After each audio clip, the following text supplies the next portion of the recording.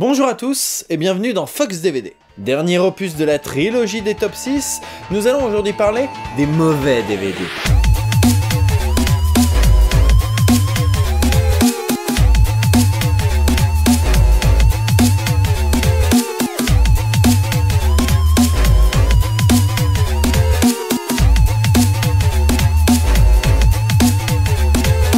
Là, je vais vraiment parler des DVD qui m'horripilent, les DVD qui m'agacent, parce que, bien sûr, il peut y avoir tout un tas de trucs ratés dans des DVD. On peut avoir des menus qui manquent cruellement d'originalité, c'est même devenu monnaie courante, hélas. On peut avoir des problèmes techniques avec des films, voilà, qui sont... On est en droit d'attendre beaucoup mieux d'un DVD. C'est le cas notamment de l'éditeur René Château Vidéo, qui met beaucoup de cœur à l'ouvrage dans sa démarche de toujours nous proposer des copies plus merdiques les unes que les autres, avec du bruit, du grain, des brûlures de cigarettes, du brouillard, une VF imposée, et un format 4 tiers, enfin on aura l'occasion d'en reparler. Si j'avais eu un DVD René Château dans ma DVD Tech, clairement il aurait eu sa place dans ce top.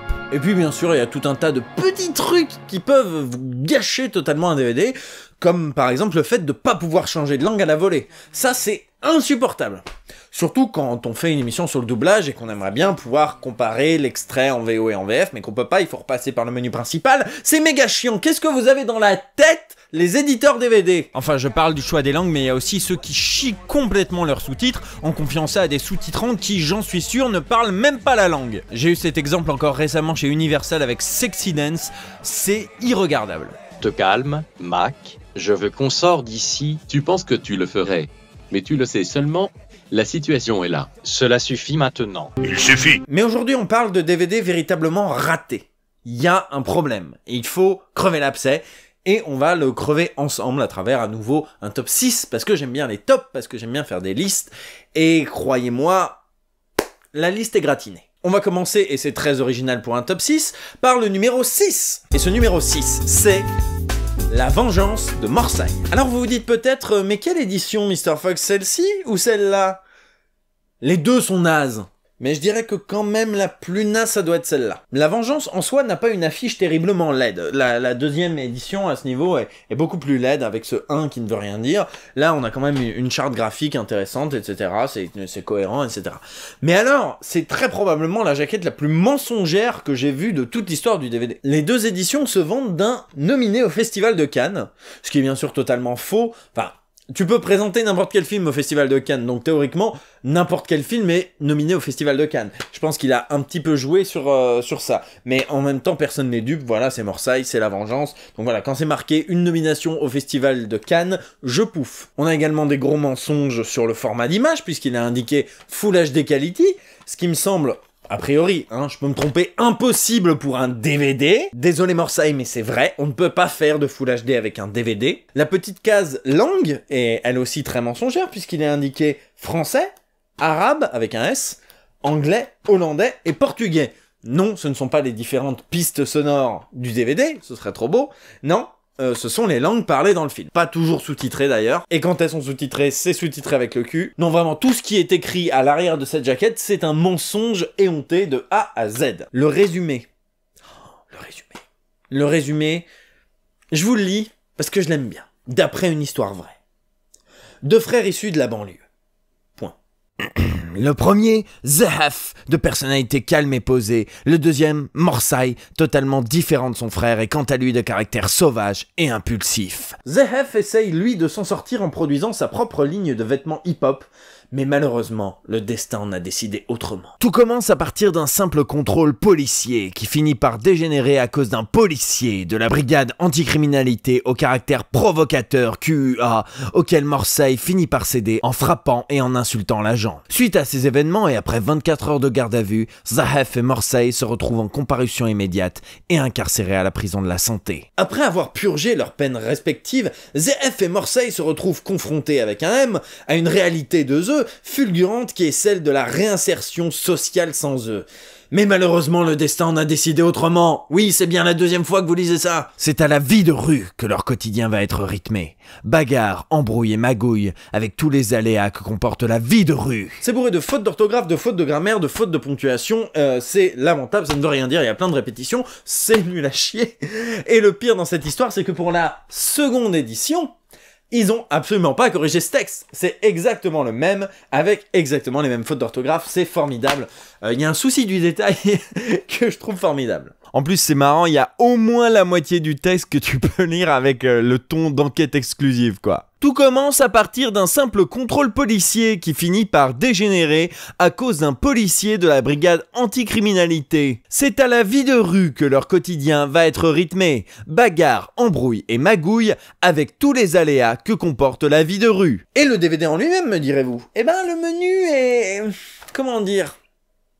Alors je vais pas vous parler de la deuxième édition du DVD parce que il y a tout simplement pas d'autoring. Le film se lance et une fois que le film est fini, le DVD s'arrête. On est d'accord que c'est pas ouf, mais je vais pas critiquer ça. D'abord parce que en soi, c'est pas spécialement condamnable comme choix, mais aussi parce que si je commence à critiquer ça, il va falloir que je critique mes propres DVD. Donc oublions cette histoire. Par contre, la première édition du DVD, il va falloir en parler à un moment ou à un autre.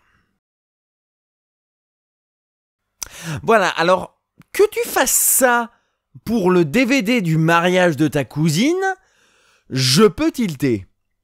Mais là, tu as juste un pauvre bout d'affiche dégueulasse et tu as le choix entre le film et une pub. Putain, on te file le choix entre le film et une pub. Je le répète volontairement plus fort. Tu as le choix entre le film et une pub. Nonobstant le fait qu'il n'y ait aucune majuscule et que rien n'est accentué, que c'est vraiment le niveau 0, limite ils auraient ajouté .mp4 à la fin que ça n'aurait choqué personne. Et qu'est-ce que c'est que cette pub de boisson gazeuse, putain? Ça sort d'où?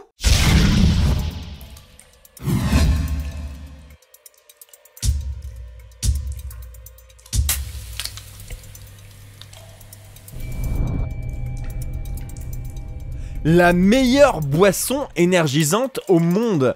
Merci les gars, je sais pas où en acheter, comment en acheter et à quoi ça goûte, mais voilà. Et en plus t'enchaînes sur le film parce que t'es sympa. Sans déconner, même dans l'explorateur Windows, le DVD fait pitié quoi. Non seulement tu l'as fait visiblement avec Nero Express, mais en plus t'as même pas fait gaffe au nom, putain, La Vengeance le film, sans majuscule ni rien, c'est pathétique. C'est pathétique. Alors voilà, je sais que c'est pas très sympa de se moquer de La Vengeance, qui est un film amateur, et donc forcément c'est un DVD amateur. Mais bon, ça fait du bien de commencer Stop avec quelqu'un sur lequel on adore taper, mais qu'au final, on aime de tout notre cœur. Si je l'aimais pas, j'aurais pas acheté 2 fois son film. Allez, bisous Marseille. Numéro 5. Battle Royale. Alors manque de bol pour cette vidéo, j'aurais bien voulu vous montrer l'édition M6 vidéo dégueulasse, mais hélas je l'ai revendu et j'ai acheté un joli steelbook DVD que j'aime de tout mon cœur. En soi, Battle Royale n'est pas un mauvais DVD. Techniquement, la copie est de bonne facture, moins bonne facture que les Blu-ray récents, mais quand même de bonne facture. Il y a une Director's Cut, ce qui est quand même assez rare pour être souligné, mais Battle Royale, je voulais vous le montrer parce que c'est l'exemple typique du DVD qui veut en faire trop. Battle Royale, il date de 2000, il est sorti à la fois en DVD et en VHS. C'était les débuts du DVD, le DVD qui était présenté comme un support interactif, ce qui était quand même incroyable. OMG, il est fou. Et M6 Vidéo a voulu jouer à fond la carte de l'interactivité avec plein de menus super interactifs, et c'est typiquement le DVD qui veut trop en faire. Alors, qu'est-ce que j'entends par trop interactif? Vous allez voir, vous allez très vite comprendre.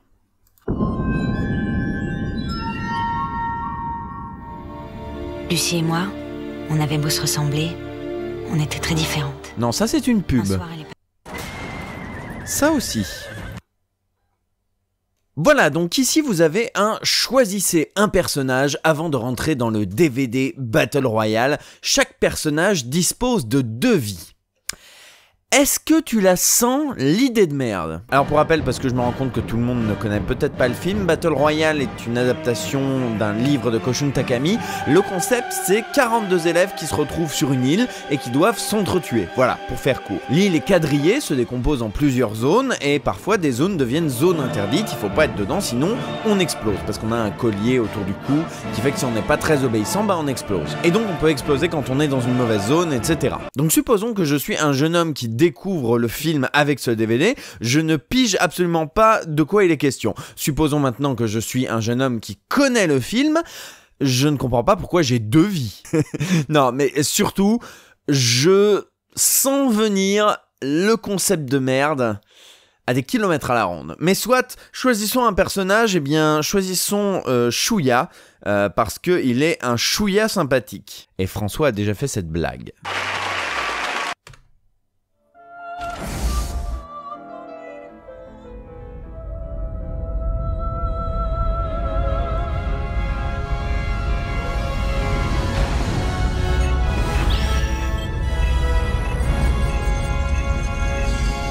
Voilà, donc là, on nous présente très rapidement le contexte. Donc, on a le choix entre lancer le film, chapitrage et version audio. Bon, ça, c'est pas... Comment dire, c'est assez simple. Et on a une carte à côté, un fond sonore assez agaçant, il faut le dire. On a une description de notre personnage en haut à gauche. Et donc, j'imagine que pour lancer les bonus, il faut aller sur la carte. Donc voilà, comme vous le voyez, j'ai une petite croix rouge que je peux déplacer sur le... Et voilà. Et donc, qu'est-ce qui se passe? Eh ben, on a un petit truc qui nous dit « Game over !» Et on se retrouve à nouveau à l'écran de sélection des personnages. Alors, supposons qu'on va reprendre Chouïa. Voilà, très bien. Alors, donc, je suis à nouveau sur la carte. J'ai envie, je sais pas, d'aller en bas. Alors voilà, il y a que... On peut aller que sur certaines cases, ce qui fait qu'on doit forcément suivre une sorte de chemin. Alors évidemment, on peut aussi cliquer sur ces cases. Hein. Supposons que je clique sur cette case. Voilà, on a des bonus. Yes, génial. Yes, génial, les bandes annonces. Est-ce que quelqu'un, là, ici, dans cette vidéo, a quelque chose à foutre des bandes annonces? La bande annonce de Battle Royale, à la limite, mais D'Artagnan et les jolies choses qui sont les bandes annonces que j'ai zappées au début, si je les ai zappées au début, c'est justement parce qu'elles ne m'intéressent pas. Alors, donc, repartons sur notre truc et essayons... Putain, on peut vraiment... Alors, aller nulle part. Alors, qu'est-ce que... Alors là, je suis mort, je ne comprends même pas pourquoi. Bon, très bien, reprenons Chouïa. Oh non! Oh non, il est mort au cours de la navigation dans ce DVD. Sniff, j'ai dur. Très bien, alors prenons Kawada. Ah ouais, donc je me retape l'introduction chiante. Enfin, c'est pas qu'elle est chiante, c'est que quand vous l'avez déjà vue une fois, eh ben c'est bon, vous avez pas envie de vous retaper ces 20 secondes d'intro à chaque fois, quoi. Alors, moi je... D'accord, donc la carte n'est plus la même, on est d'accord, hein. Bah. Alors, excusez-moi, je suis en train de découvrir un bonus caché en live. J'espère que vous ne me tiendrez pas rigueur d'essayer de résoudre ce mystère. D'accord, c'est pas un bonus caché, c'est juste pour revenir à l'écran de sélection des personnes. Non, mais merde! Bon, je vous passe le truc, mais c'est bien relou. Donc la carte n'est pas la même, on ne peut pas donc se servir des points de repère. Alors voilà, on va essayer de... Alors, est-ce qu'il faut forcément qu'il y ait une marque pour que ça mène quelque part? Là voilà, D'accord, donc il faut forcément qu'il y ait un symbole quelque part. Alors voilà, juste pour dire, hein, là je suis là, j'appuie sur le bouton droit et je me retrouve là. C'est d'une logique... Et là comment dire? Oula, où est-ce que je vais là? Ah, je ne comprends pas. Quoi, game over? Mais j'étais sur une zone qui était pas rouge et il y avait un logo dessus. Qu'est-ce que... Quoi? Je veux juste regarder les bonus, connard. Mais ah putain, encore une fois, cette touche, quand tu veux aller à droite, tu dois cliquer sur le bouton gauche et vice versa, quoi. Et là, pareil, en haut, c'est l'inverse de en bas. Putain, ça ne veut rien dire. Et avec ce... Mais putain, va à la bonne direction, fils de pute. Quoi? Mais je suis encore mort, mais putain de merde! J'ai l'impression d'être le joueur du grenier qui joue un mauvais jeu. Eh putain, et je me retape l'intro, mais merde! Merde! Pourquoi j'ai l'impression de jouer un RPG codé avec le cul par des enfants malgaches dans une cave? Merde! Et à nouveau, la carte a changé, évidemment. Et on n'a pas accès aux mêmes bonus. Donc en gros, pour avoir accès à tous les bonus, il faut faire chaque personnage et réussir à lui faire passer le bon chemin, sachant que les touches vont parfois dans le sens inverse qu'on voudrait. Je veux pas dire, hein, mais je crois que c'est de la merde. Ah yes. Quoi? Mais putain, il y avait un symbole, la jaune était blanche, merde, j'en ai plein le cul. Mais forcément, putain, je vais aller en bas, il m'emmène en haut, ce fils de pute. Et voilà, et l'autre, elle est morte comme une conne. Putain, je déteste ce DVD, merde. Non, j'en ai marre de cette intro, merde. Et merde, c'est pas la même carte, merde, on n'apparaît pas au même endroit. Et je suis encore mort, mais putain. Putain, regardez-moi ça, tous mes personnages vont mourir que j'aurais pas pu accéder au bonus. Mais quoi, je suis mort? Mais merde, j'étais dans une zone blanche, et là je vais choisir le dernier personnage, il va me refaire l'intro. Putain, j'en ai plein le cul. Vous vous dites peut-être que je suis méchant là, que si je veux lancer le film, ça n'a rien de compliqué. Vous vous dites peut-être que c'est quand même bien parce qu'il y a des jolies modélisations, qu'il y a un respect de l'univers de film. Vous vous dites peut-être que je suis gratuitement méchant et que j'en fais des caisses là exprès pour cette vidéo. Mais je vous assure que moi, si j'achète un DVD, c'est aussi pour pouvoir voir des bonus. Et là, je suis obligé de passer par un système de merde qui est mal codé, qui ne fonctionne même pas, et que le seul bonus auquel j'ai pu accéder jusqu'à maintenant, alors que mon dernier personnage a une dernière vie, c'est la bande-annonce de D'Artagnan, avec en plus le ta-ta-ta-ta-tan derrière, toutes les 15 secondes. Sérieux, mettez-vous à ma place, quoi. Moi, je veux juste mater le making-of. Donc voilà, c'est un calvaire de naviguer à travers les menus de Battle Royale, et c'est désespérant pour un film qui est... si formidable. Et alors vous allez me dire, mais qu'est-ce qui se passe quand on a perdu les devis de tous les personnages? Eh ben écoutez, c'est très simple, hein, on a juste plus accès au DVD. Voilà, rideau, c'est fini. Putain, morte au cours de la navigation de ce DVD. Je suis mort au cours de la navigation de ce DVD. Numéro 4. Futurama. Bon, les numéros 6 et numéro 5, c'était plutôt gentillet, j'ai pas été très méchant, etc. C'est des défauts que beaucoup d'autres DVD ont, donc voilà, je devrais pas taper à ce point.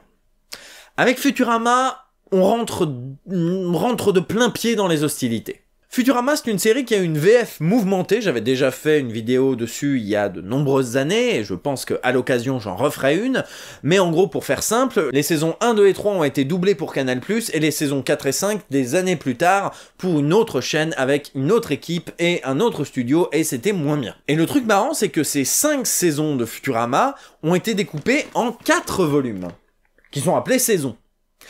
Parce que on aime bien te foutre l'embrouille. Le DVD 1 contient la saison 1, le DVD 2 contient la saison 2 et un peu de saison 3, le troisième DVD contient le reste de la saison 3 et une partie de la saison 4, et le DVD numéro 4 contient les restes de la saison 4 et la saison 5. Il y a de quoi se perdre, on va pas se mentir. Et le truc, c'est qu'au moment de la première édition en DVD et VHS de la saison 3, enfin de ce volume 3 avec dessus la saison 3 et la saison 4, eh ben la saison 4 était pas doublée. Du coup, il y a certains épisodes de ce coffret qui ne sont pas doublés.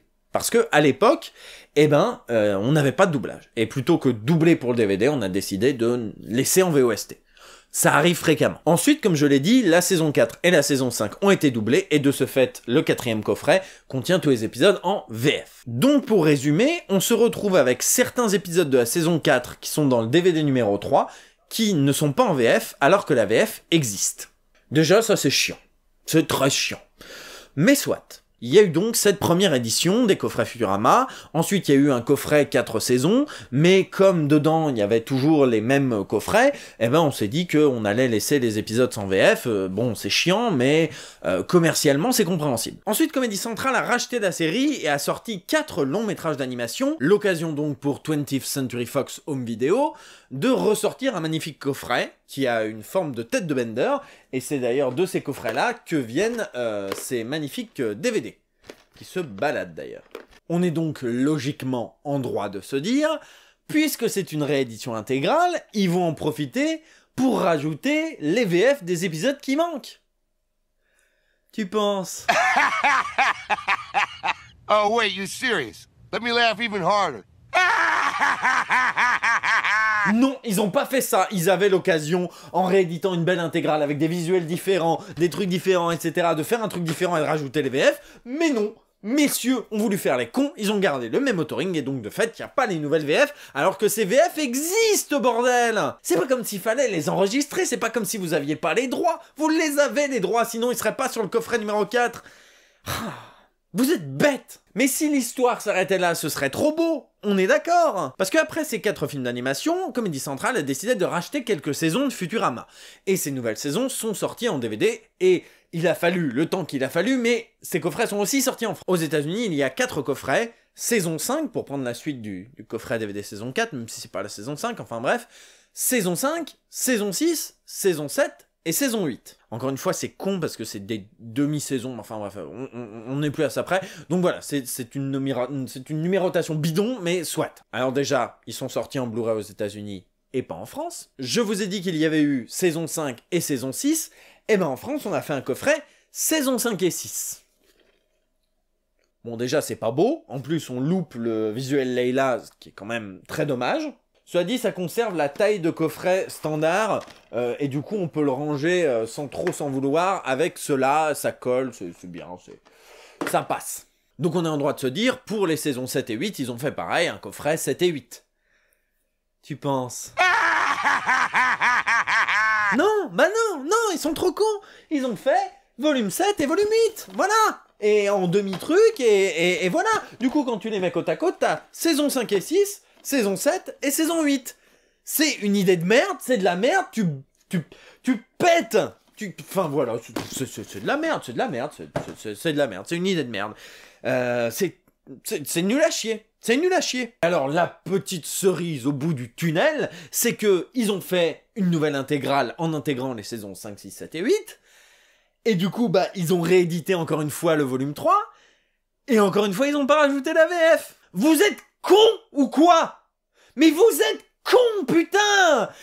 Elle existe, la VF! Commercialisez-la! Merde! Je déteste véritablement ce genre de conneries. Parce que c'est le genre de truc stupide qu'on a parce que des éditeurs sont trop feignants pour mettre à jour un pauvre DVD d'un pauvre coffret de merde. Et ça me saoule. Numéro 3.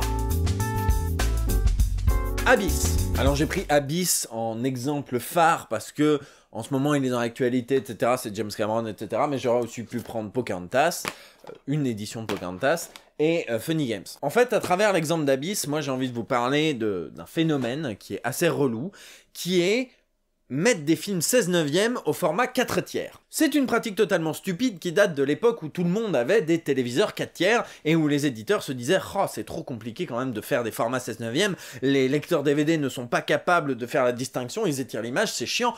Si on faisait des DVD 4/3 ?» À la place, bien évidemment, d'améliorer l'authoring des DVD pour que ce genre d'erreur n'arrive plus. Non. Trop facile. Donc résultat des courses, le master du DVD d'Abyss, puisqu'on parle d'Abyss, hein, c'est un master 16/9, au-dessus et en dessous desquels on a mis des bandes noires, qui font donc partie de la copie.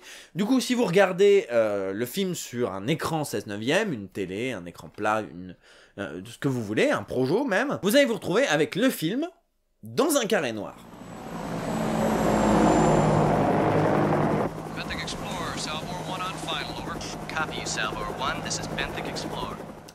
Et c'est débile. C'est débile. Du coup, qu'est-ce que vous allez faire? Bah, vous allez zoomer avec votre télécommande, et du coup, vous allez vous retrouver avec une image moche. Une image moche, une image très moche même. Et pour ne rien arranger, si vous regardez le film en version originale sous-titrée, eh ben vous l'avez dans le cul, parce que les sous-titres qui sont réglés pour une copie 4/3, eh ben ils vont dans les bandes noires. Et oui, du coup, vous aurez qu'une seule ligne de sous-titres. C'est complètement débile, et c'est très triste, mais c'est ainsi. Les 3 DVD que je vous ai cités ont ce problème. Pocahontas, Funny Games et Abyss. Pocahontas, le problème a été réglé depuis, et puis il y a le Blu-ray, etc. Moi j'ai eu la malchance d'acheter une édition qui date un petit peu, mais il y a pas mal de DVD Disney qui maintenant ne font plus cette erreur. Ça a été corrigé. C'est justement l'erreur que Futurama a faite et que Disney n'a pas faite, qui est de corriger les masters au fur et à mesure du temps. Funny Games, je ne sais pas, je crois qu'il est sorti dans une meilleure édition, et si tel est le cas, bah très probablement ils ont refait le master eux aussi. Après tout, Funny Games c'est un film quand même assez culte. Par contre, Abyss... Abyss. C'est quand même dingue que Abyss subisse cet acharnement incroyable, alors que putain c'est James Cameron. James Cameron c'est quand même pas le dernier des clampins. Il a réalisé toute une pelletée de films cultes, qui en plus sont des succès au box-office. Donc quand même c'est pas le dernier des trous de balles. Mais Abyss, pour la 20th Century Fox, c'est vraiment la dernière roue du carrosse. Et je me rends compte en le disant que la 20th c'est aussi ceux qui ont fait la connerie de Futurama. C'est vraiment des branquignoles. Ça fait des années que Abyss est édité, réédité et réédité en DVD, y compris dans des éditions anniversaires avec une nouvelle jaquette, etc. Trop cool. Mais à l'intérieur, comme pour Futurama, c'est toujours la même merde, c'est toujours le même master 4/3, dégueulasse, dans lequel il faut zoomer comme un con. On espère que, normalement, il doit y avoir un nouveau Blu-ray 4K qui doit sortir dans pas trop longtemps. J'espère que c'est vraiment le cas, parce que ce DVD de Abyss, c'est le cancer. Voilà. Numéro 2. 20th Century Boys. Putain, mais Kazé, ils vont tellement plus jamais m'envoyer d'exemplaires presse. Avec ce que je m'apprête à dire là, je crois que c'est grillé. Je suis grillé. Mais il faut le dire. Il faut le dire quand même, hein, parce que quand même c'est scandaleux. Hein. 20th Century Boys, c'est une honte. C'est une honte. J'ai parlé des DVD qui avaient des petits problèmes techniques, j'ai parlé des DVD, etc., qui étaient mal fichus, etc. L'autoring des films 20th Century Boys, les menus, etc., manque de génie, clairement. Mais c'est pas là-dessus que je vais les attaquer. Non, là, pour le coup, je vais les attaquer sur la qualité de la copie. Des copies merdiques avec du grain, de la poussière et des brûlures de cigarettes, on en voit passer énormément dans le monde du DVD, même encore aujourd'hui, il y a des vieux films qui sont édités comme ça, on n'y peut pas grand chose, on peut pas non plus tout restaurer, et c'est la vie. Mais 20th Century Boys, c'est un film récent, tourné en numérique, et Kazé a commercialisé un DVD qui fait ça. Alors déjà, là, ce clignotement de pixels, c'est dégueulasse, c'est scandaleux, c'est un problème que j'évoquais dans DVD Styler, donc à moins que Kazé fasse ses DVD avec DVD Styler, et j'espère que non, c'est scandaleux, on devrait pas avoir ça. Mais il y a pire. Il y a un extrait du film que je vais vous diffuser. Ce n'est pas un DVD RIP que j'ai trouvé sur T411, ce n'est pas une copie, ce n'est pas un RIP dégueulasse, etc. Ce n'est pas un truc que j'ai trouvé sur la mule, c'est véritablement le DVD tel quel. C'est parti.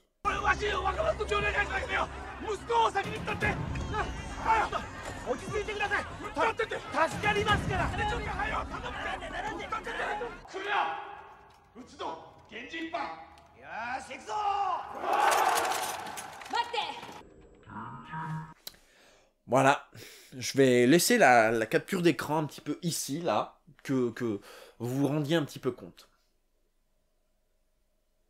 Comment on peut commercialiser ça? Comment on peut voir ce DVD et se dire « Ouais, c'est pas mal, allez, ça part en impression ». Non! Oh, que c'est beau, c'est beau, c'est beau! C'est scandaleux. On ne devrait pas pouvoir vendre ça. C'est une honte. C'est une honte que Kazé, hélas, n'est pas le seul à faire. Et là, on en vient à mon numéro 1. Mon numéro 1 est un peu particulier et je pense que le temps que je vais passer à le détailler va durer plus longtemps que les 5 autres réunis. Mais il faut le dire, hein, il faut crever l'abcès et dire les choses telles qu'elles sont. Mon numéro 1, c'est l'intégralité du catalogue Warner.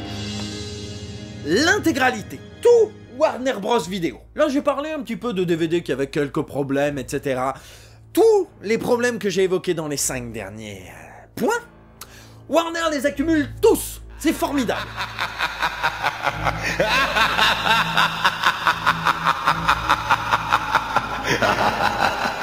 Ok, la liste des choses horribles qu'a fait Warner va s'annoncer très longue, donc on va pas perdre de temps, on va s'y attaquer tout de suite. La première chose importante date du tout début du DVD, quand tous les éditeurs ont commencé à en faire un petit peu, chacun y allait, de son joli format, de ses boîtiers plastiques, etc. Et Warner a fait ça. Non, pas Roméo doit mourir, c'est une merde, mais c'est pas grave. Ce putain de boîtier carton. Vous en avez forcément vu passer un jour, ces boîtiers tout en carton avec juste une petite languette plastique dégueulasse ignoble.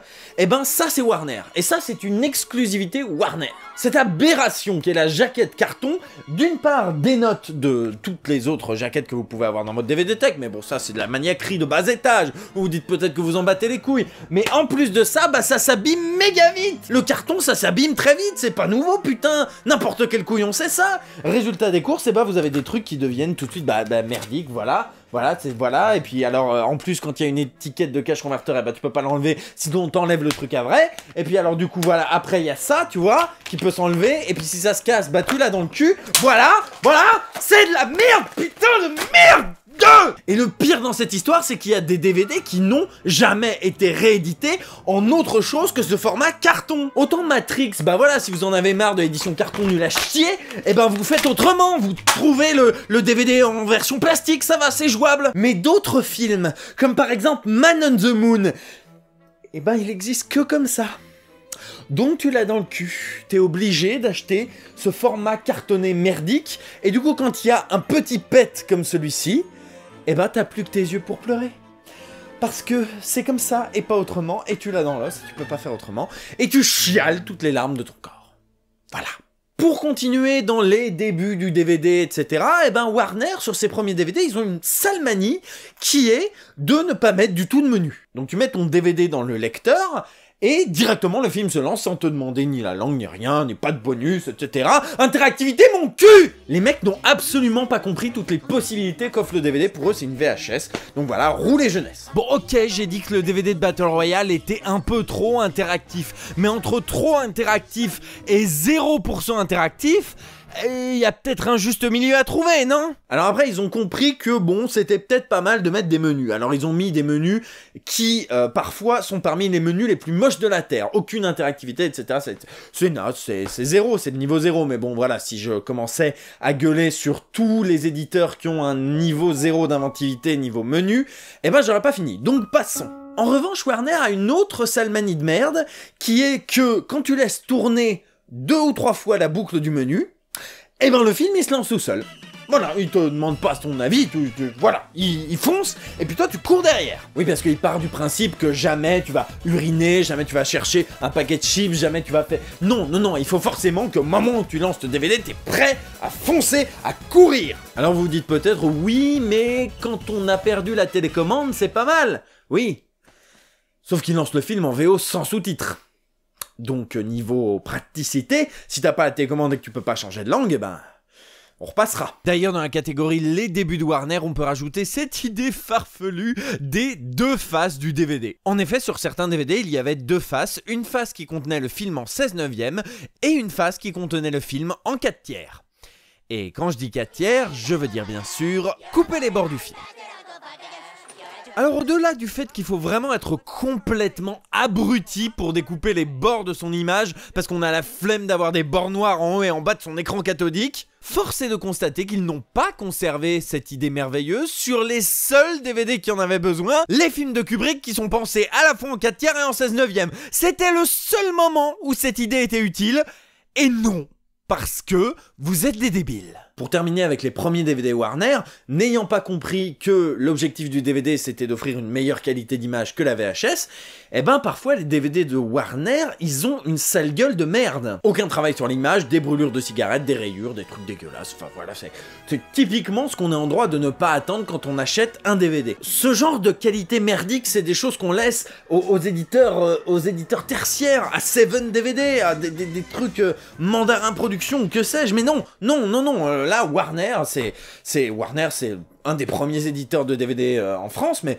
enfin dans le monde, mais c'est pas grave, on garde quand même des copies merdiques avec des brûlures de cigarettes, hein, bah oui, hein. Bon, ensuite, Warner a compris qu'on pouvait faire des jolis menus, comme ceux de Matrix, Warner a compris qu'on pouvait faire des bonus, Warner a compris qu'on n'était pas obligé de faire des cartons merdiques, pour pas se retrouver avec des trucs jaunis, gondolés par le temps, etc., et que tu peux rien en faire, mais que de toute manière, comme c'est la seule édition possible, eh ben tu l'as dans le cul et t'es obligé de la garder, hein? Je te hais tellement. Et puis, il y a eu l'affaire Harry Potter. Et là... les gens qui suivent ma chaîne depuis 5-6 ans savent de quoi je m'apprête à parler. Alors là, c'est de la maniaquerie de bas étage, hein, vous êtes prévenus. Lorsque Warner a édité pour la première fois Harry Potter à l'école des sorciers, l'édition ressemblait à ça. Tête en bas, logo Warner en haut, édition 1 DVD, titre, voilà, salade tomate oignon, c'est très bien. Ensuite, ils ont sorti Harry Potter à la chambre des secrets. Hein? La tête est en haut, le logo Warner en bas. Hein? Du coup, quand tu t'es fait chier comme moi à acheter les DVD Harry Potter, quand tu les ranges dans ta collecte, eh ben t'as droit à ça. Et autant pour certains trucs, genre la série Monk, c'est à mourir de rire qu'ils aient fait ça, je pense qu'ils l'ont fait consciemment, c'est une bonne idée, étant donné que Monk est un personnage, voilà, comme moi, et ben ouais, c'est rigolo, mais là c'est pas rigolo, c'est juste de la merde. Voilà, hein, voilà. Voilà! Je me rends compte que je vais vraiment passer pour un gros névrosé, et c'est terrible, mais mettez-vous dans ma situation, j'ai une bibliothèque relativement bien rangée, je m'esquinte à trouver des belles éditions avec des belles copies, des beaux masters en DVD, etc. Et il y a cet éditeur-là, hein, qui fout des copies merdiques, et qui s'amuse avec beaucoup de génie à supprimer toute cohérence des étages de mon étagère, voilà. Mettez-vous à ma place, c'est comme si vous aviez une armoire avec tout un tas d'étages en blanc, et puis il y en a un en noir. Vous comprenez pas pourquoi. Il y en a qui s'en foutent, et je les comprends, et je les envie. Mais moi, ça m'agace. Voilà, un peu redescendu. Passons à la suite. Warner, comme certains autres éditeurs, ont une fâcheuse tendance quand une saga est en cours de création, par exemple la saga Harry Potter, à sortir des coffrets intégrales à chaque film. Genre l'intégrale des films 1 à 4, puis l'intégrale des films 1 à 5, puis l'intégrale des films 1 à 6, puis l'intégrale des films 1 à 7 partie 1, puis 7 partie 2. C'est une connerie, on s'y perd, etc. Mais bon, ça, tous les éditeurs font ça, c'est une astuce de merde, mais soit on fait avec, on va pas en faire un fromage, donc voilà, passons. Par contre, Warner, c'est des champions pour changer la charte graphique d'une saga entre deux épisodes.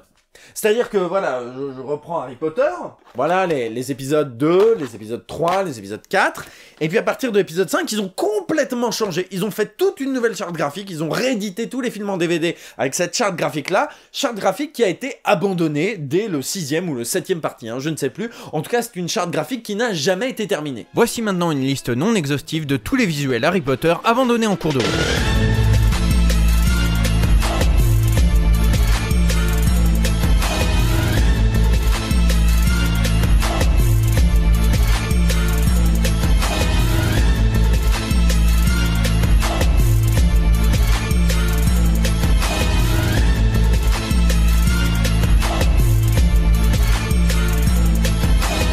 Et là, encore récemment, avec la sortie des Animaux Fantastiques, bah, ils ont refait une nouvelle charte graphique, ce qui fait que il suffit que t'aies acheté tes DVD de manière ponctuelle au cours des années pour que tu aies un truc qui ne ressemble à rien. Heureusement, ce n'est pas mon cas, et heureusement, j'ai réglé le problème en achetant une intégrale Blu-ray. Je vais foutre ces DVD au feu dès que l'occasion se présentera. Mais c'est pour vous dire à quel point c'est rageant d'avoir un éditeur qui n'a aucune cohérence. Il y a des éditeurs qui, au fil des ans, prennent le temps, prennent la peine de retravailler, etc., et de faire en sorte que toutes les œuvres que tu peux avoir dans une collection aient une certaine cohérence. Et ça me semble être le principe même de la ligne éditoriale. C'est le principe même de ce que tu dois faire si tu veux être un éditeur respecté. Et Warner ne prend pas cette peine parce que Warner s'en fout, parce que Warner a tellement de licences qu'ils savent que de toute manière ils vont vendre des DVD et que du coup ils en ont rien à foutre du produit. C'est pour ça qu'ils font des DVD de merde. Putain, j'en suis qu'à la moitié, merde! Bon, maintenant on va parler d'un autre problème Warner, en prenant en exemple un de mes films préférés, Amadeus. J'en ai parlé dans mon top des meilleurs DVD et j'en reparle maintenant. Warner a une fâcheuse tendance à redoubler des trucs. J'ai parlé du fait qu'ils redoublaient les Bugs Bunny, les Daffy Duck, etc.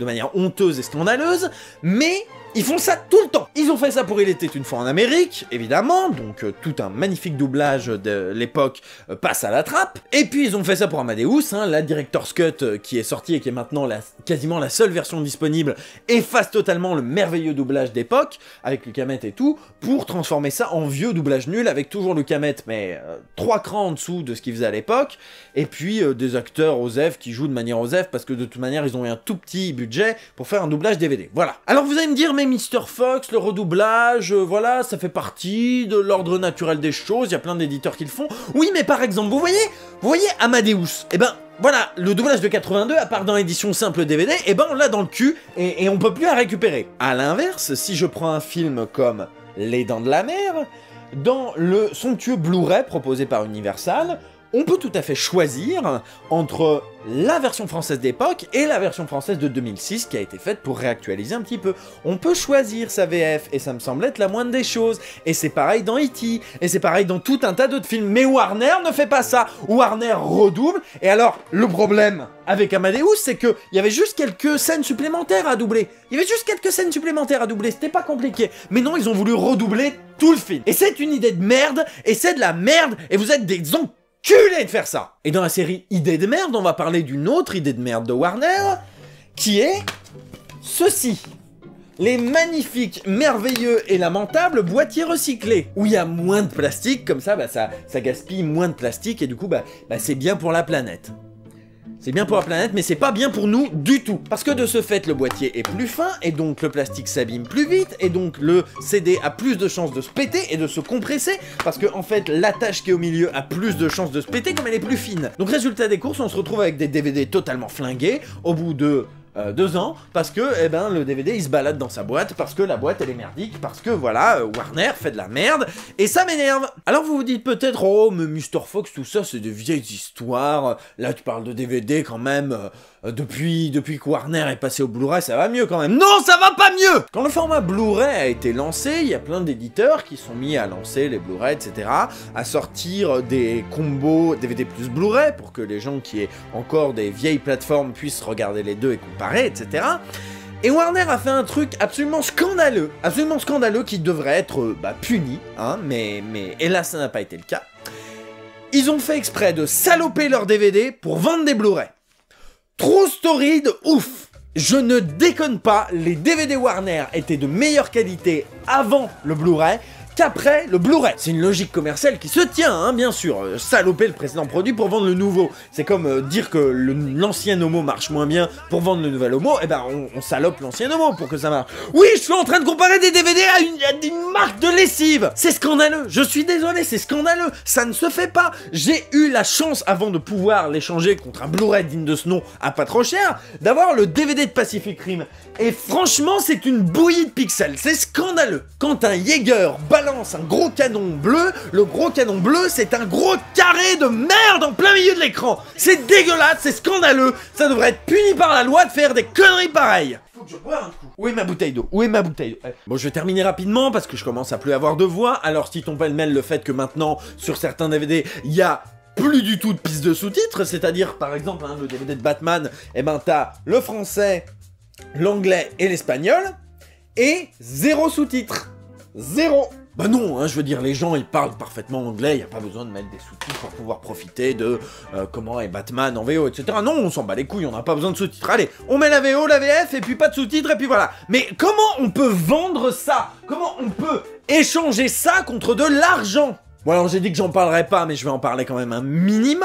Depuis quelque temps, Warner uniformise totalement ses menus. C'est le même menu immonde avec juste une image du film complètement random, et sinon c'est les mêmes boutons immondes tout le temps partout, c'est dégueulasse. Dans le monde merveilleux des éditeurs DVD, normalement quand on sort un produit, on le soigne un petit peu, on fait un minimum d'efforts, un minimum, je veux dire c'est pas grand chose, mais au moins tu personnalises un peu ton truc, ou alors tu fais pas ça pour le DVD mais tu le fais pour le Blu-ray. Non, Warner s'en bat les couilles. Dans tous les cas, le menu est laid. Je veux dire, regardez ça. Regardez ça. Regardez ça. Mais putain, regardez ça. C'est beau. Ah, c'est beau.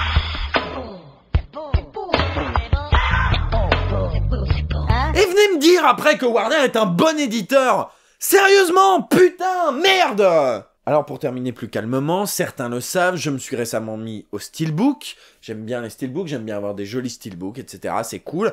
Et certains d'entre vous m'ont dit sur Twitter, oh ben voilà, Warner quand même, ils font des steelbooks, ils font des jolis steelbooks. Genre le steelbook de 2001 Odyssée de l'espace, il est très cool. Ouais, c'est vrai. Le steelbook de 2001 Odyssée de l'espace est très cool.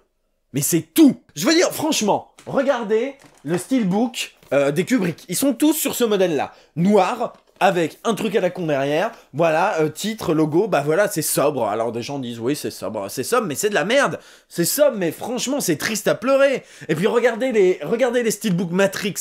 Ils sont nazes, ils sont ignobles, ils sont dégueulasses. Regardez les steelbooks Mad Max. Ils sont pas beaux. Je suis désolé, ils sont pas beaux. D'ailleurs, je propose qu'on prenne quelques instants de silence à la mémoire de ces steelbooks dont le fun est visiblement intégralement décédé. Who can say where the road goes, where the day flows, only time. And who can say if your love grows as your heart shows, only time. Comparez tous ces steelbooks Warner, comparez les steelbooks Kubrick, les steelbooks Mad Max, les steelbooks Matrix, et puis ensuite, regardez ce que fait Sony. Je l'ai déjà montré, mais je leur montre. Regardez ce que fait Sony. Regardez ce que fait Sony sur les Monty Python, le bel artwork, etc. C'est beau. Regardez ce que fait, je sais même pas qui édite ça, c'est Lionsgate. Bon bah voilà, c'est sobre certes, mais au moins il y a un bel artwork inédit, beau, quelque chose quoi. Je veux dire, regardez ça. Qui c'est qui édite ça? C'est Sony encore. Bah voilà, Last Action Hero. Voilà, on a un bel embossage, un relief, etc. C'est cool. Et puis regardez ce que Universal nous a sorti pour les 30 ans de Retour vers le futur. Ce bel artwork, etc. Traduit, le titre traduit, etc. Voilà. Venez me dire après que Warner fait des bons steelbooks. C'est de la merde. C'est de la merde. En plus, les menus sont tristes. Enfin voilà tout ce que j'ai pu dire. Voilà. Vous avez noté tout ce que j'ai dit sur les Blu-ray Warner. Et ben voilà, vous le condensez dans ces steelbooks. Ces steelbooks, c'est de la merde. Les DVD Warner, c'est de la merde. Tout ce qu'a fait Warner ces 20 dernières années, c'est de la merde. Et c'est pour ça qu'ils sont numéro 1 à eux tout seuls.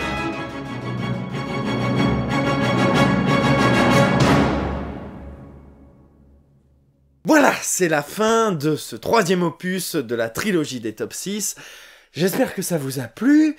Moi, je vais me coucher parce que j'ai tourné les 3 à la suite et il y a eu 35 000 pannes de batterie, un chargeur qui a pété. Je suis un peu fatigué, je crois que je vais me coucher. Je vous donne rendez-vous dans un prochain Fox DVD. À la prochaine!